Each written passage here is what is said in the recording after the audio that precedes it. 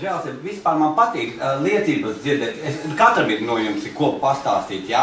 Un es labprāt gribētu dzirdēt, jo tas mani burtiski svētīja un stiprināja, jā? Jo no ikdienas tā situācija, kādu tu esi gājis cauri un esi uzvarējis vai kā izgājis, jā? Tas vienkārši man ir par mācību, par stiprinājumu. Bet manā dzīvē ir tas, kad braucot ar mašīnu, jā? Bija cilvēks priekšā, aizmugurē bija māsa tā kā jauna ticībā Jēzu Kristu. Un mēs tur par Dievu, par Jēzu, un mums diezgan bija labā tāda gaisotne, ļoti priecīga, un tur kāda liecība vai kaut kas tāds. Un pēkšņi tur priecājās, smējās. Un ziniet, kas notikās? Braucot man ar mašīnu, ja, un viņa tur aizmugurē tā smējās, pēkšņi viņš saka, piestāj, es tur nekur nevaru mašīnu piestāties, tāpēc, kad satiksme aizmugurē ir mašīnas, un es esmu tādā situācijā, ka es nevaru mašīnu apstāties ceļa vidū, jā, un tā tālāk. Man bija jābrauc tālāk. Kas notiekās? Viņš saka, man nedaudz kauns, man tā, neatik, bet es tavu mašīnu esmu piečurājis. Un man arī gribēja to teikt dusmoties, manu mašīnu piečurājis, kā tev nav kaunu šitā. Zini, ko pateicu, man iznāca tie vārdi, nav problēma, tu man iesvētīji mašīnu. Iesvētīji. Un viņai tāds tā kā nosodījums vai smagums nebija viņai, jā. Es varēju nosodīt, es varēju viņu, kā teikt, saistīt ar vārdiem, jā. Bet es tur teicu, ok, tu man iesvētīji mašīnu, allelujā. Un mēs turpinām tā, šodien viņa ir laimīga bērnu māte, 3 bērni jau ir. Man ir prieks, es pāris dienas apakaļ tikos ar viņu, jā, ar to cilvēku, viņa līdz tā vēl nebija precējusies, jā, bet ir atbrīvošana, ir dziedināšana, jā, tā kā, un priekš manis tas bija pārbaudījums un viņai. Un man ir šodien allelujā, kad varēja to pateikt,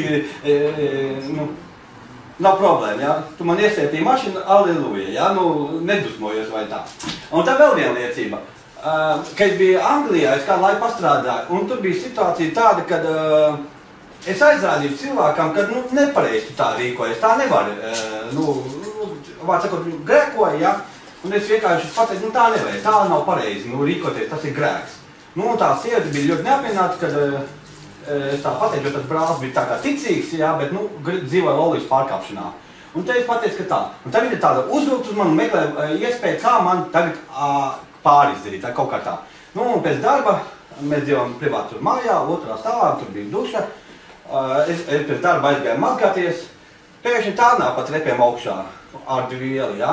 Un es tikko nāku ārā no vannas istabas, jau saģērbies, protams, jā, un vēl sāks uzlautīt to grīdu, jo man pēc mazgāšanas izlīst, jā, tur šādā. Un viņi tik neapmienot dusmīgi uz mani, ko tu lej ūdeni pāri, jā, un tā un šitā. Es saku, es to nesatīrīšu, tur nav problēma, jā, tur uzlautīt, bet viņa tā meklē iespēju, kā man pārīdēt. Un tad, ko viņa izdarīja? Viņa paņēma dvieli, ka es teicu, no problēma es izkrīšu, un viņa redzēja, ka es tā, nebija diezgan dusmīgs. Viņa paņēma dvieli, un man sita, citā, visur. Es to dvieli paņēmu, saķēru, un viņa rauja apakaļ, es arī rauju pie sejas, viņa atkal apakaļ. Un ko es izdaru? Viņa kā rauja apakaļ pie sejas. Es atlaidu vaļā to dvieli, un viņa pa trepiem novēlās lejā, no otrā stāva.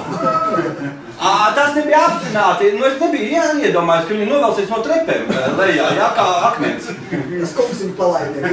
Es vienkārši tā, un viņa tur lejā guļ, tāda kā mirusi beigta, nerunāja. Es tagad esmu tādā situācijā, domāju, ir problēmas, man tagad gaida cietums, cilvēks ir beigts, jā, jo tas nebija ar nolūku. Un tā es lūdzu, protams, smēlēs un es kaut ko runāju, lai tikai viņa attiektos, viņa jau guļ, jā.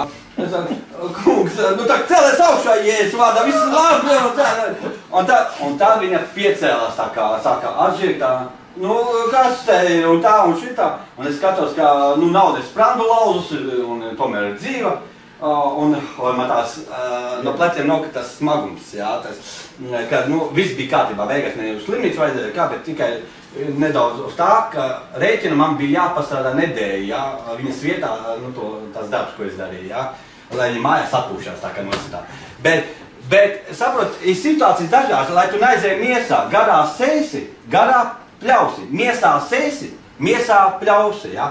Tie ir ļoti svarīgi tiešām uzvarēt cīņas, jā, garā, jo vēlns jau arī nesnauž, viņš cenšas tev iespēju, kur tu vari aiziet miesā, un kaut patiesībā tavs sirds ir pareizi, jā, bet tevi, kā tevi nolikt pie vietas, vai uz cietumu tev aizvest, vai kaut kā tevi saistīt, ja? Tāpēc te mums jābūt vispār nomotā. Es daudzreiz nerunāšu, jo kādā vēl liecības, es labprāt gribu dzirdēt. Bet jāieklāsmas grāmatā ir rakstīts, ja, ka tie ir uzvarējuši ar ko?